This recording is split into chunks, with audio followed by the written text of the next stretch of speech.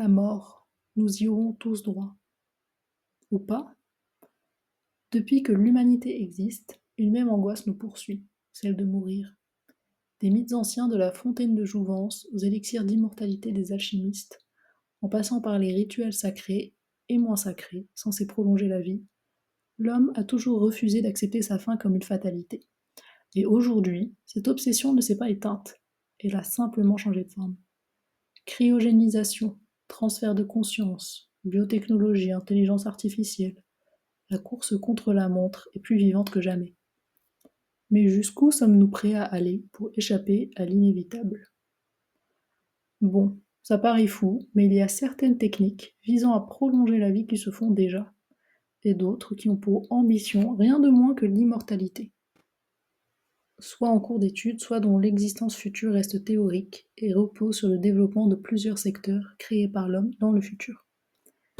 Bienvenue sur Factually Yours, la chaîne qui illumine l'inconnu.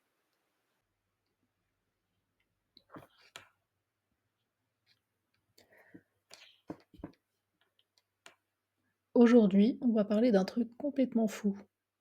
Des gens quelque part dans le monde veulent créer un corps invincible et immortel, et y transférer leur conscience.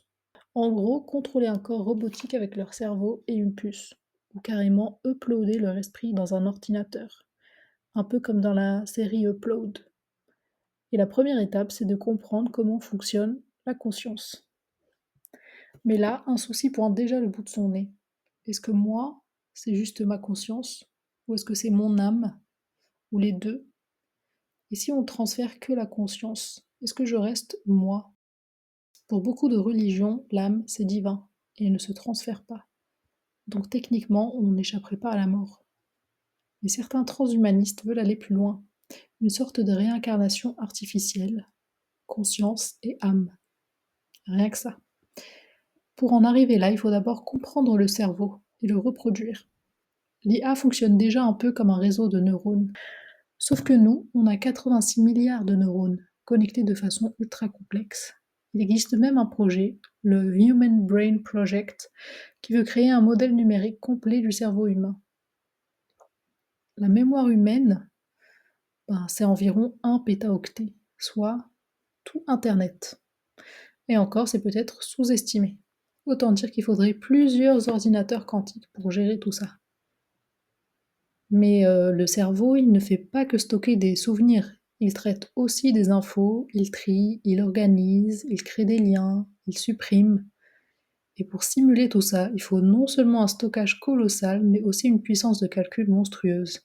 Des chercheurs japonais ont déjà simulé 1% de l'activité cérébrale humaine.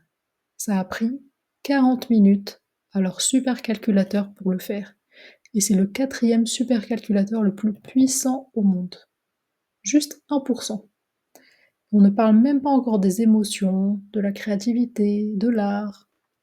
Bon, les étapes clés de ce processus, ce serait quoi? Il faut d'abord cartographier le cerveau dans ses moindres détails. Ensuite, on va numériser toutes les données qui se trouvent dans notre cerveau. Il faut ensuite simuler les connexions neuronales avec toute la biochimie qui s'ensuit. Il faut créer un support, un cyborg ou un ordinateur, avec tous les capteurs sensoriels qu'il faut. Et enfin, une fois qu'on aura transféré notre conscience dessus, il faut tester que la conscience transférée, c'est bien la même que l'original. Et là, une question philosophique se pose.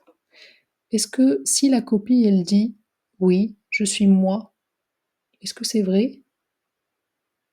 Ou est-ce que c'est juste un clone qui y croit dur comme fer? Même si on y arrivait, il y aurait des problèmes à l'appel. La mémoire saturée, comme sur nos téléphones, les mises à jour obligatoires, le dernier modèle de soi-même à acheter, sans parler des batteries, des matériaux rares, de l'écologie. Et imagine, tu prends pas l'option waterproof et tu prends la pluie. Et paf, tu meurs. Et surtout, attention à pas faire un copier-coller au lieu de faire un couper-coller. Sinon, on aurait beaucoup de soie qui se baladeraient un peu partout. Alors, si on arrive à faire tout ça, Est-ce qu'on pourrait aussi transférer la notion de bien et de mal? Et si un bug effaçait cette partie-là? Franchement, chaque étape semble impossible. Et même si on y arrivait, à quoi bon transférer sa conscience si l'âme reste ailleurs? Peut-être juste pour que nos proches ne soient pas tristes? Est-ce que c'est vraiment nous? Est-ce qu'on leur permet de faire le deuil?